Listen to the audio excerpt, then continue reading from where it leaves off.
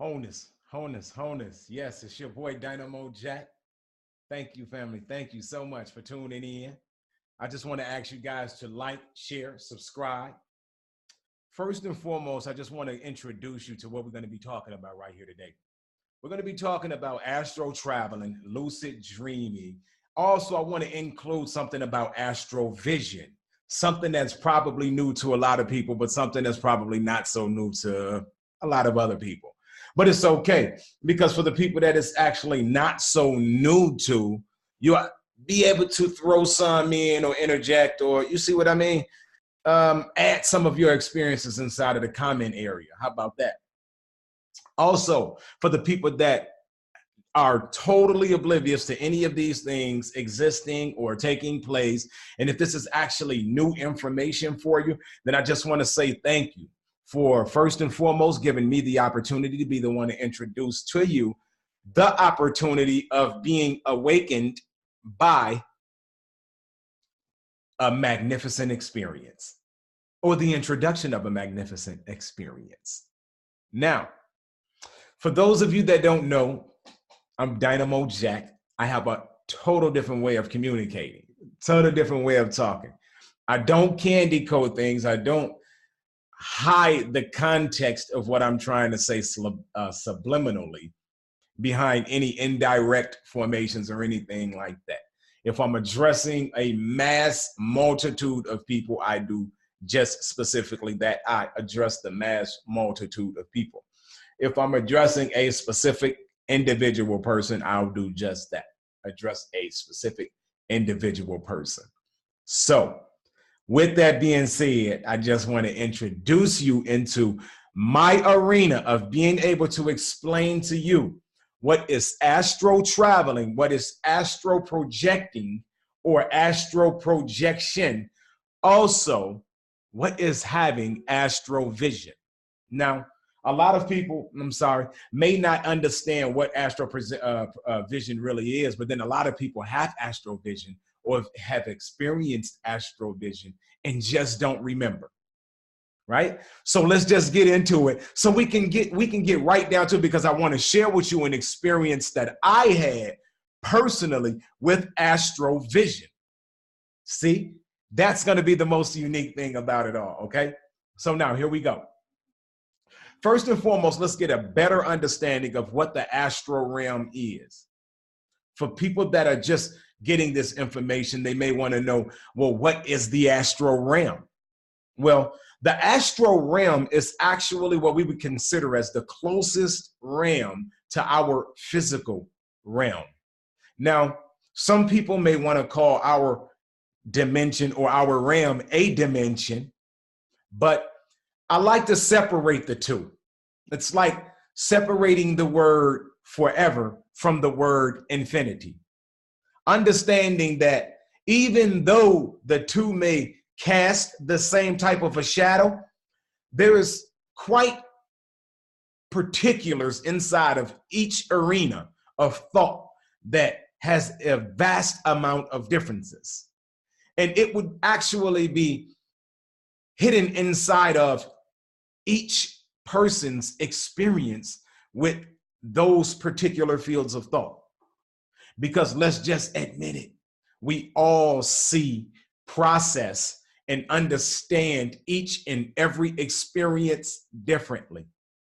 You can take 5 people right now, put them all inside of the same space, and let them process the same situation. Let them see the same exact thing. And if you ask all 5 people separately in an interview, what did you see? All 5 of those people will be able to tell you something totally different. And this is how we understand the uniqueness of how the brain works. Because when I get to explain to you what this astral realm is, it will consist of explaining to you what it consists of, right?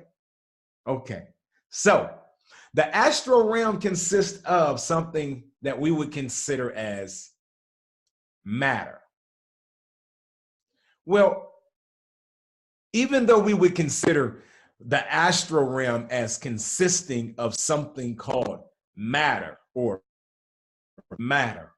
We have to explain we have to understand by explaining this to ourselves. Listen to me. Take the time to communicate with yourself as if you knew there were two of you.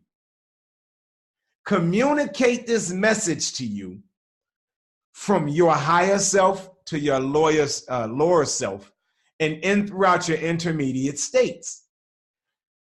I know that there's been a shadow cast on communicating with yourself, and it's happened maybe 20 years ago, 25 years ago, but no, communicate with yourself.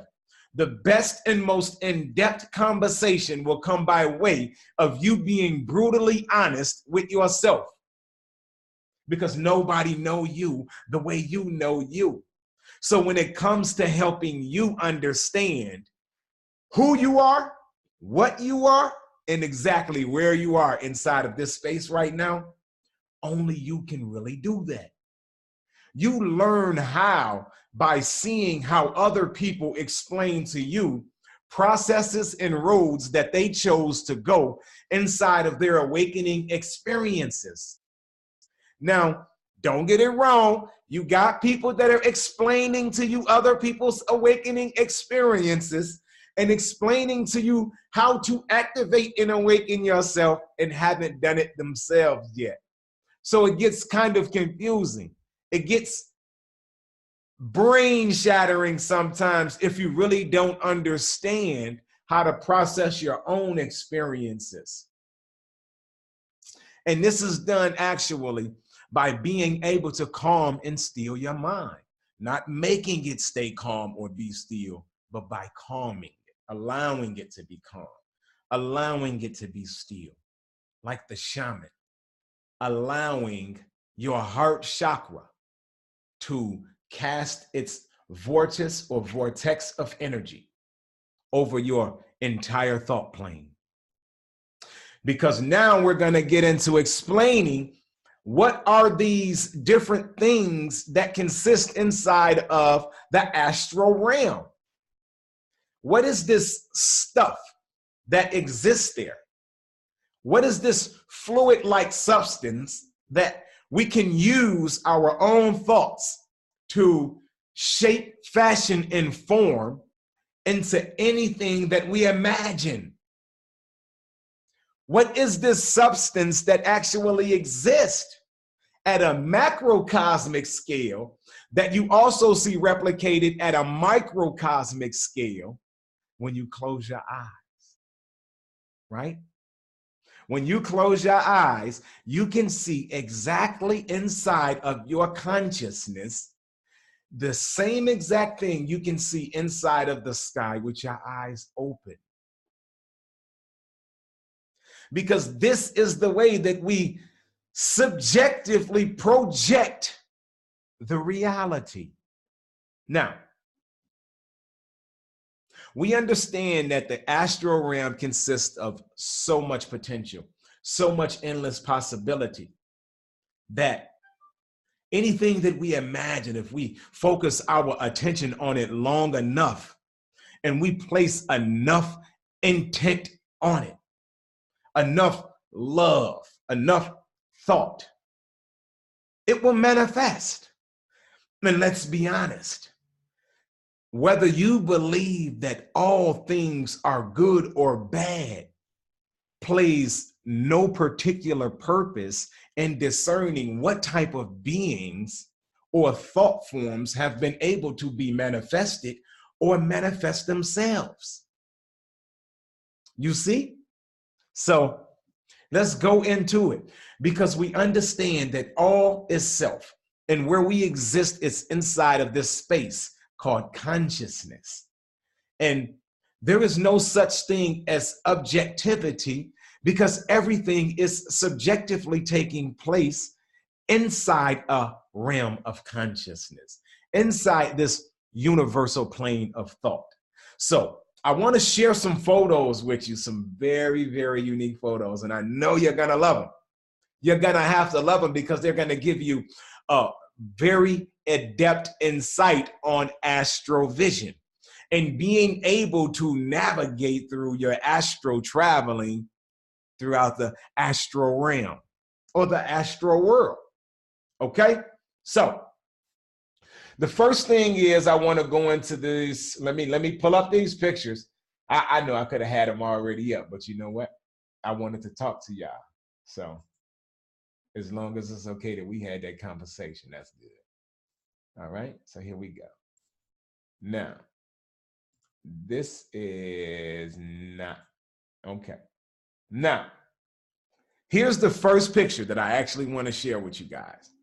Now, I want to make sure, because I'm getting signals that my screen is buffering, so let this catch up. Okay, now, why am I showing you this? What is the representation? Why has this eye had so much spiritual connection throughout the history of our planetary recollection? What is the representation cosmologically as well as physically with this eye, or the representation of it?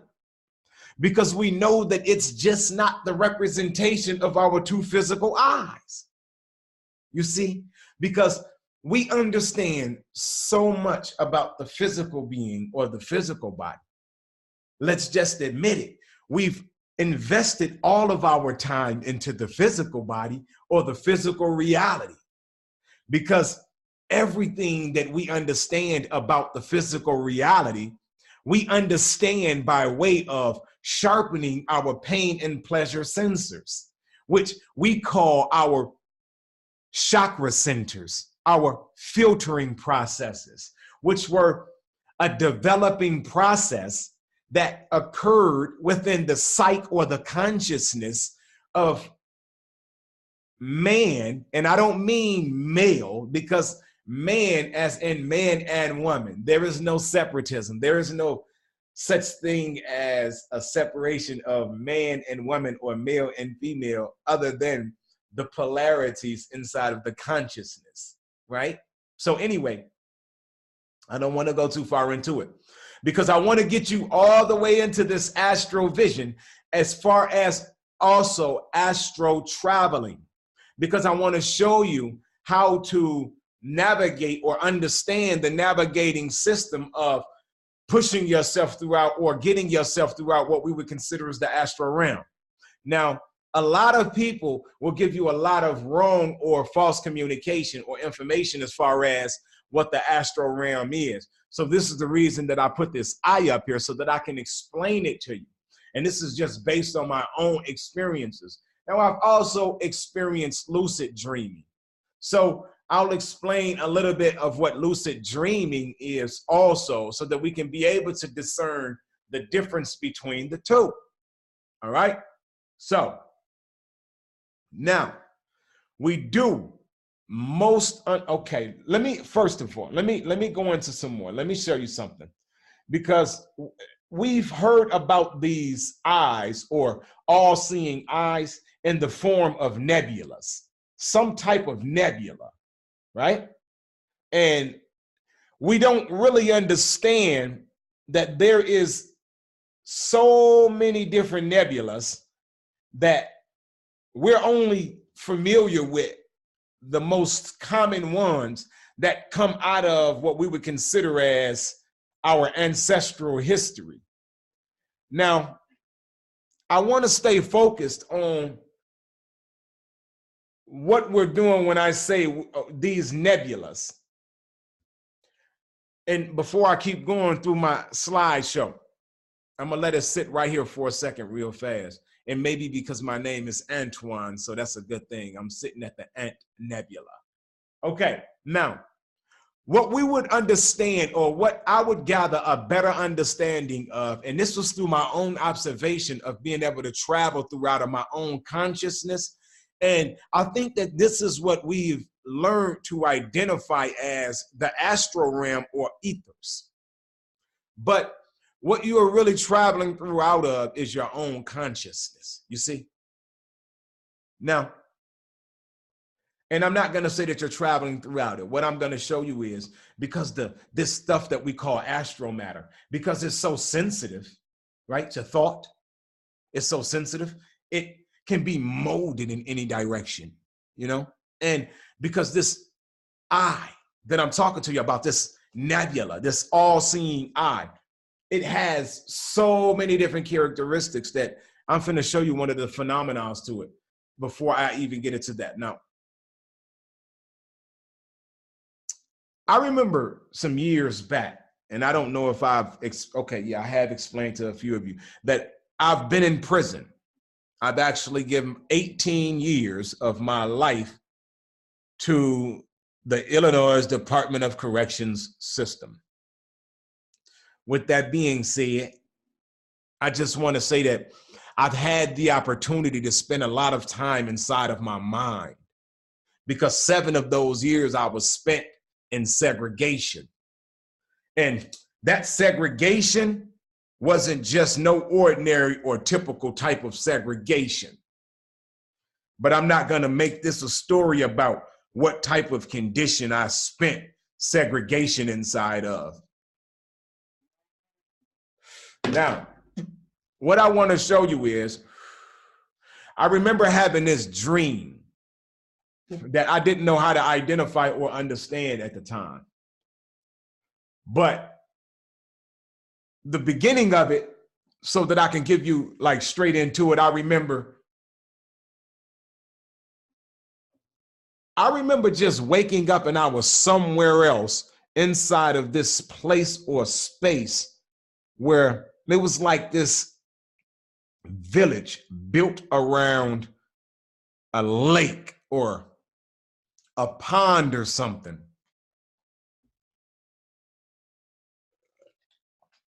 Sorry about that, man. I needed to get some water. But I remember going through this space and seeing how this village was built around this entire pond area and how beautiful it was. But I also remembered so many things about this space that stood out to me. And I'm going to tell you why it's so important to me that I explain that into this story. Now, I remember seeing all of the different trees that were planted up against the bank. You know, it was nice, pretty, beautiful grass that lay right from the pond all the way up to the banks. And then it's like all of the backyards and the play areas for the children and the, you know, like lounge areas for the whole community were like right off the bank areas, and they lay right into the yard. So it's like you can come straight out your back door and just be laying right outside in your backyard, right off the, you know, like a lake. So it's, and the one thing I noticed about it, it had this nice, beautiful little restaurant that set right off the edge of it too, with like a, what they call them, a dock, a eating dock that led all the way out over the water. Yeah, where you'd be sitting out over the water, eating. Like it, man, it was a lot though.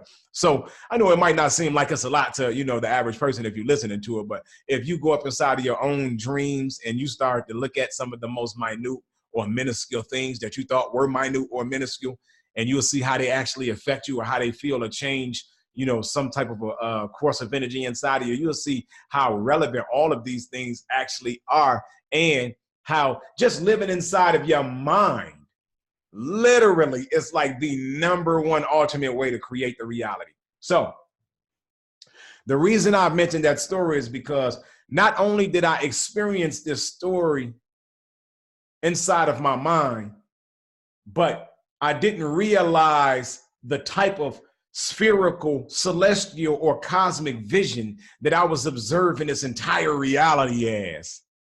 You see, I wasn't a human or a being or one of the people or any of the objects or nothing inside of there. I was everything inside of that reality that I was viewing, but I was also the observer that was doing the viewing. So it's like as I was doing the viewing, I was also doing the creating and the planting all at the same time. No lie. I remember seeing myself planting myself as seeds in the ground.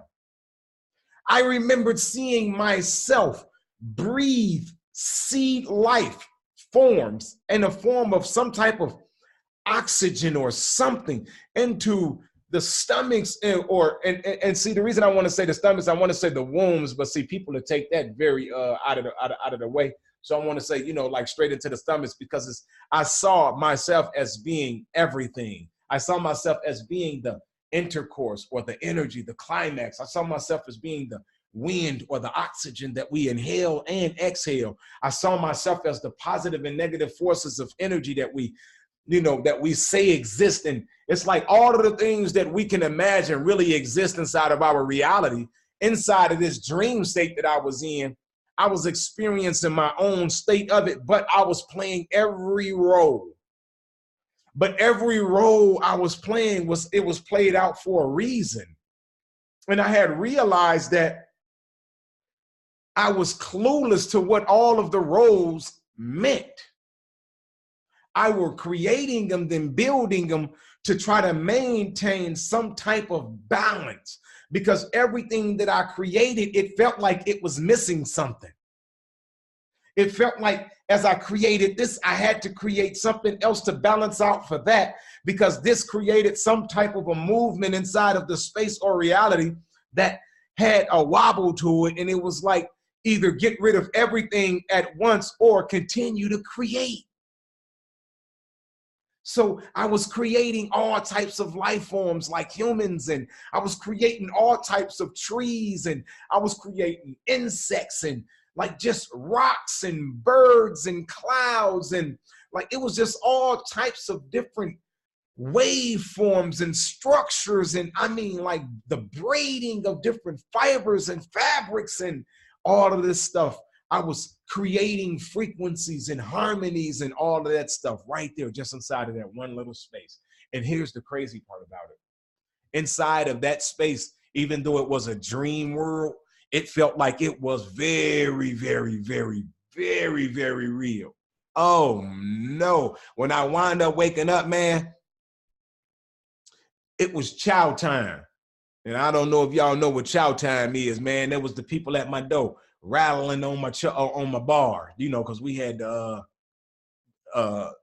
chuck holes where they got chuck. I don't know if y'all understand what a chuck hole is. Some people that ever been to prison know what a chuck hole is. So it's been a while. I've been out a few years, so I'm trying to forget what all of this stuff is and what all of this stuff means, so that I don't go back into being institutionalized, because it was a troublesome ride for me, I promise. Anyway, I just want to go ahead and show y'all, just get y'all into some more pictures, man. Like, so you ain't looking at the same pictures, In fact, hold on. Let me do that.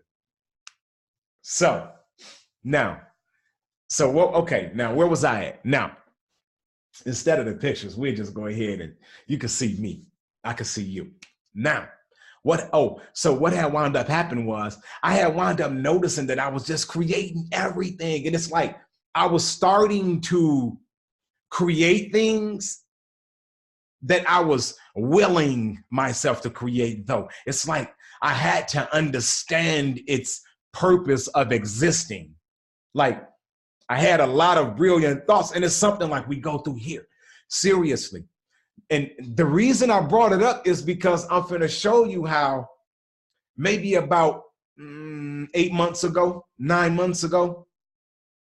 I wound up going to the restaurant that was in my dream that literally was built in the exact, I'm talking about, had this little community of apartment complexes and everything built around it. Now, it didn't look the same exact way as it did in my dream, but I'm finna show, or inside of the, my projection, but I'm finna show you something, because a lot of people probably won't understand if they don't catch the glimpse of how to discern this, because you experience stuff inside of parallel spaces and states of reality that, even though it don't look exactly identical to what you may encounter inside of your conscious state or space of reality presently in real time, it doesn't mean that it's not the same. You see? because these parallel states or spaces of reality are just like, they just overlap each other, right? Like I was saying, this ethereal plane. Imagine this ethereal plane being this large neural network of consciousness overlapping our physical plane like a net, right? And it's just sucking in or taking in all of our emotions, all of our thoughts, all of our frequencies, right? But see, when you go into these states or these different spaces, you literally can see into this type of magistry or mechanics, because you become this stuff too. You let go of it all, right? So hold on before I go too far, because this is getting into the astral vision. Now, I realized when I was sitting at the restaurant, I had just ordered a falafel wrap with some French fries at the time.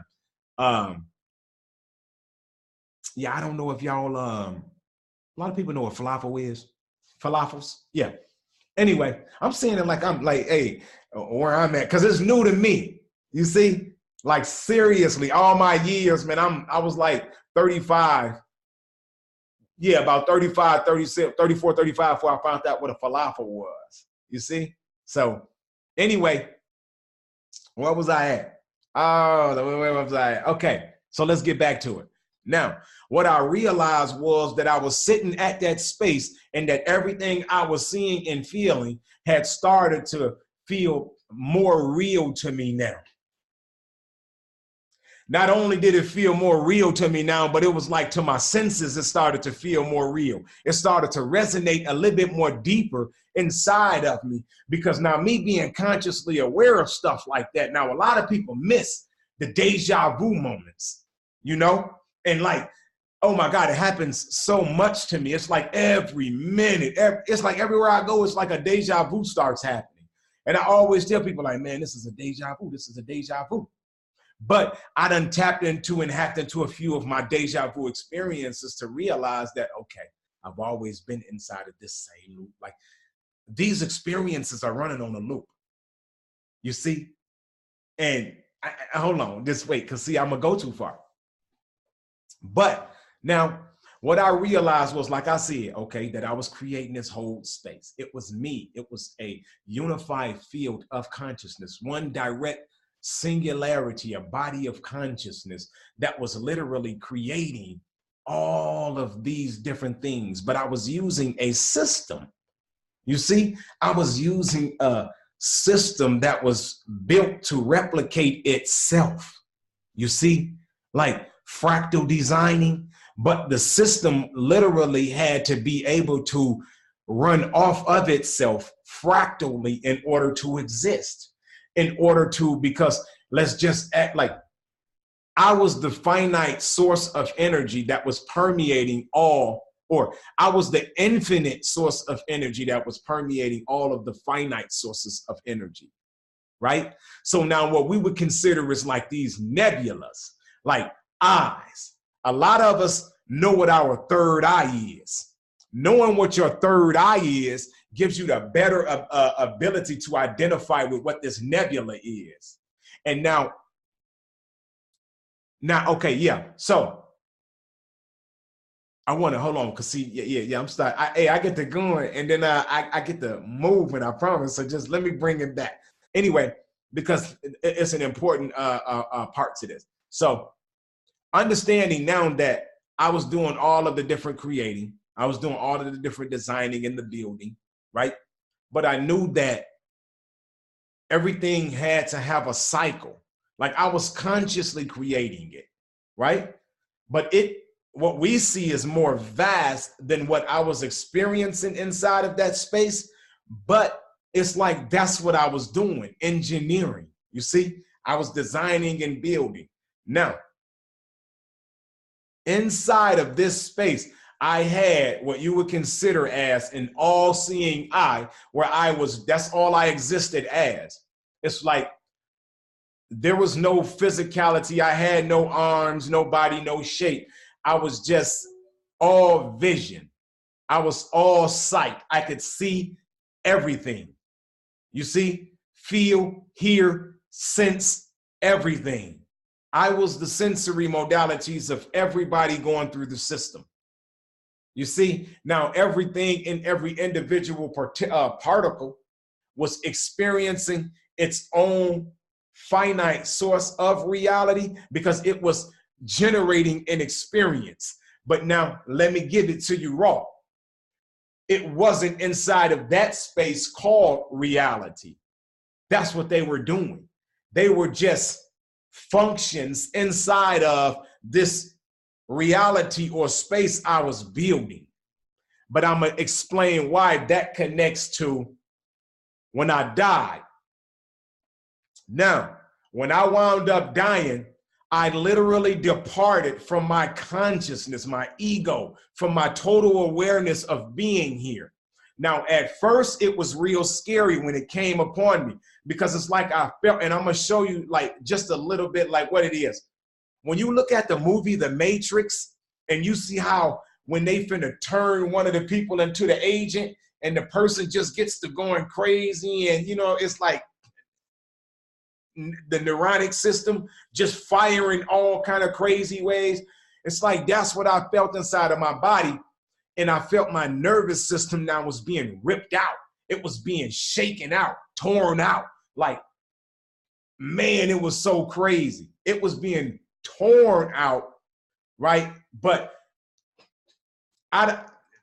that's from a more egotistical, lower perceptive or unconscious ideal. Because in reality, all I was doing was literally unweaving, right? When I went back into my consciousness to see it, I was unweaving webs, like yarn, threads. You see, like the thoughts, the ideas and stuff that I was using to create my realities were just projections like spheres, but they were all still connected to me all the way through. Like there was no disconnection from nothing. Everything was just interwoven, man. Everything was entangled. Like as a description of what quantum entangled is, man, even though I'm telling you, I don't believe in all of that, I'm just saying, but as a description, right? Everything was just connected. It wasn't disconnected. You see, and that's what science do. Sometimes science tear everything apart just so that it can identify something incorrectly, you know? And I guess that's how they control your perspective of how you view the reality. So when I wound up dying, what I experienced was this tearing apart of the body, you see? So I knew how now to, okay, so let me pause because I was going to go back into something else. Now, when I experienced that tearing out of the body, bro, at first I felt this paranoia and I had to ask myself, and I'm talking to myself, I'm like, man, you dying. And I'm asking myself like, huh? Me? Nah, I ain't dying. Am I? Like this is how I'm talking to myself. And I'm like, yeah, fool, you dying. You finna die. Now, this is two different parts of me communicating, but it's all me. So I'm like, man, hell no. So I got paranoid a little bit. And I'm like, oh, where my brothers in them at? Like, I wanted to know where all my family was. Where is everybody at? I'm just out here? No. So anyway, man. Yep, I just felt that I was dying, man. And I had to let go. I told myself, I say, man, just fuck it. Like, seriously. I know that might seem harsh, but I come from a different reality than a lot of people. I just said, fuck it, and let go. Because it's like all I felt, that pain, that fear, that was all a refusal, a not wanting to let go. It was like the fear of just not wanting to let go. And then I had seen inside of all of the energy that was being left behind that wasn't like, as I was unweaving like that ethereal consciousness, that ethereal body that's interwoven into this fabric of consciousness or whatever that's making this being exist. And when I was taking it all out, I was getting to see everything that was causing that feeling, that fear of disconnection, because I was being torn out.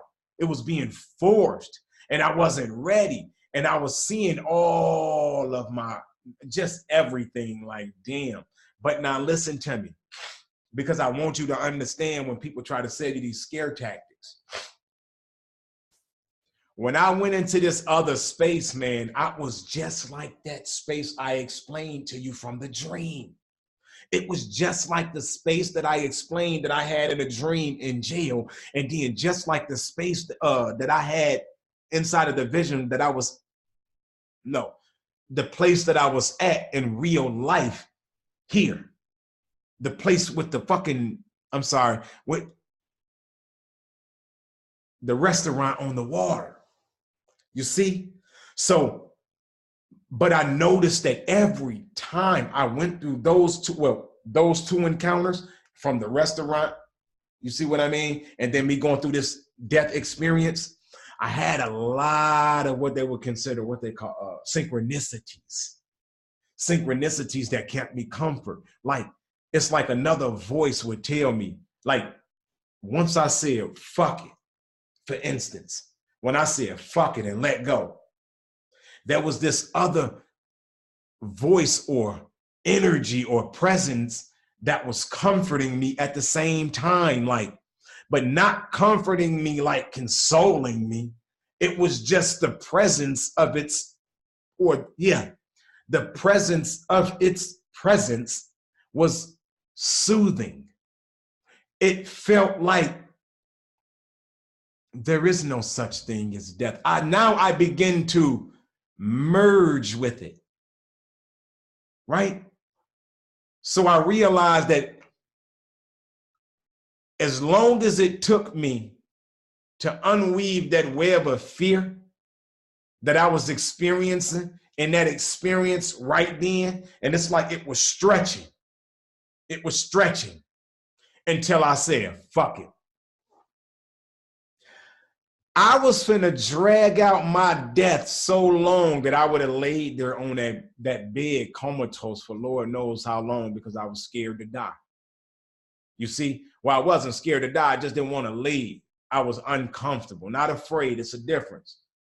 You see, because I don't know yet. Maybe it is fear. Maybe I was afraid. I probably was.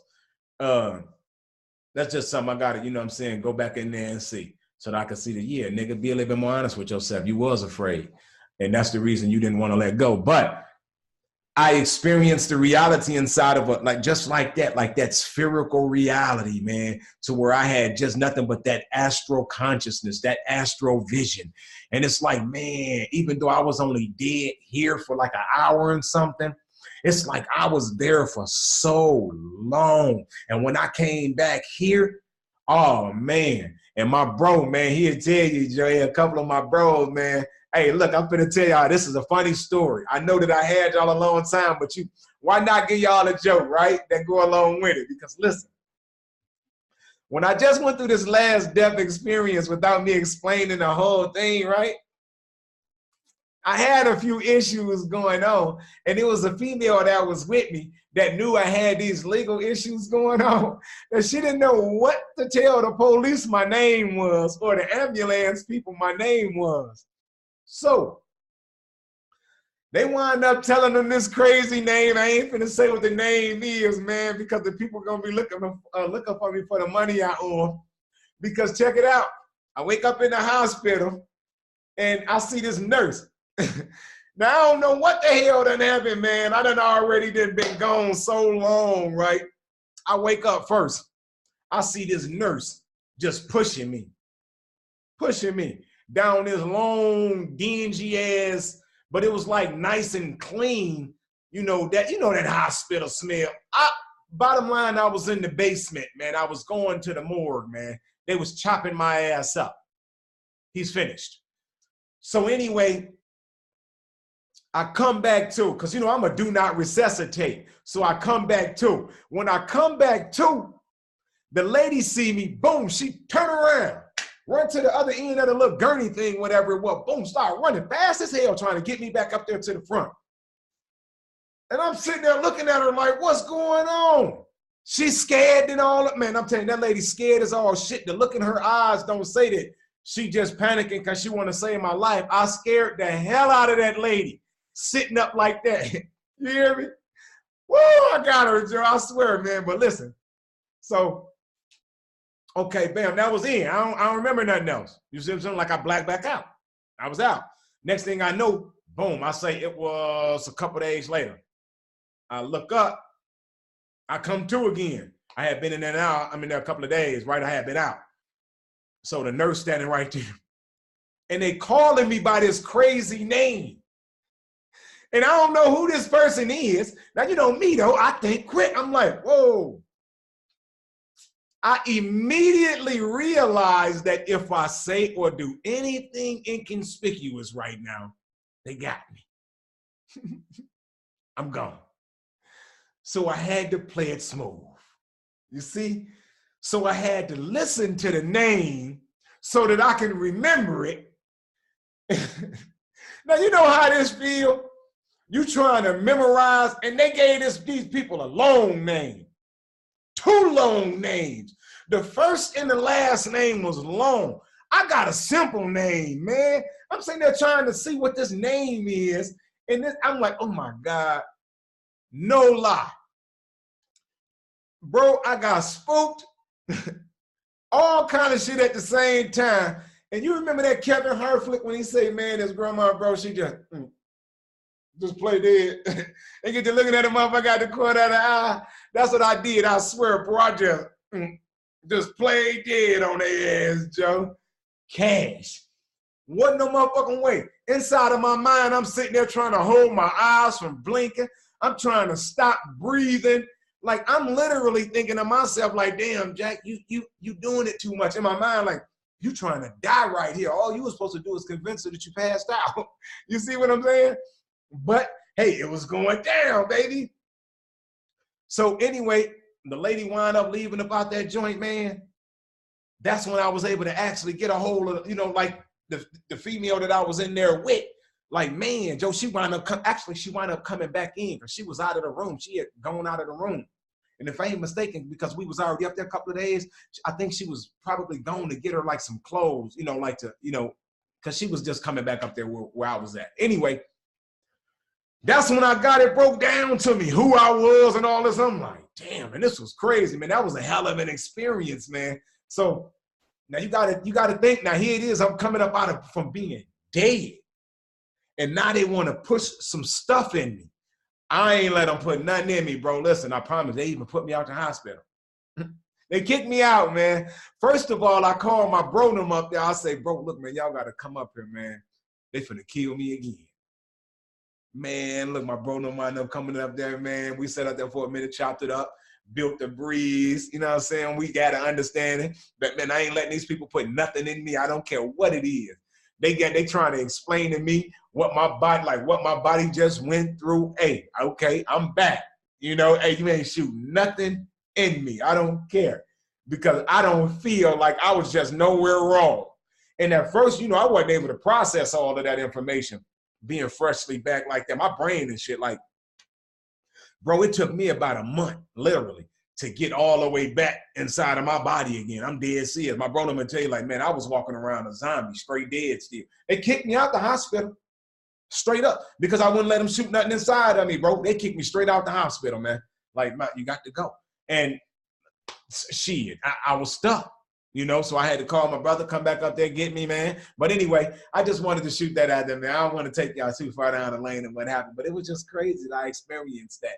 But just to show you guys, man, you know, that, you know, it's a lot to understand about the astral realm. It's a lot to understand about astral traveling. It's a lot to understand about lucid dreaming.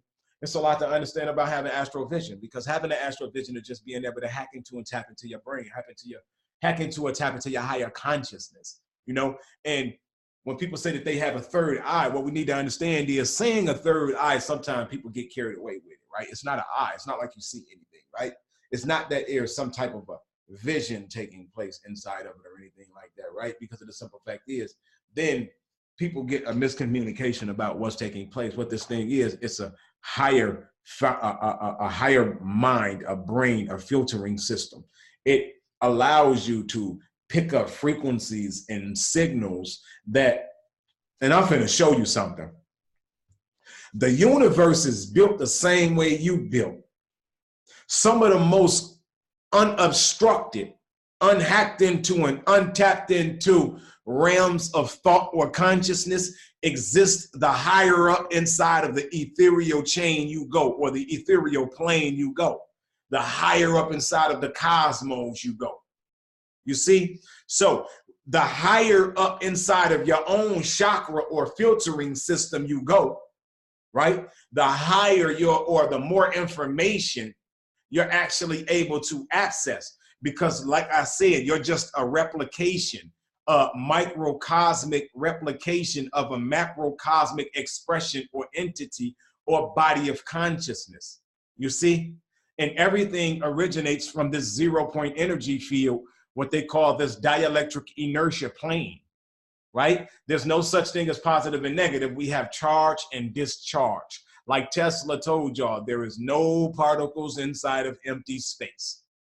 We let Einstein and they crazy quote cult come in and tear us up. But anyway, hey, I love y'all, man. Y'all done stood up in here with me a long time. Like, subscribe, share. Wholeness.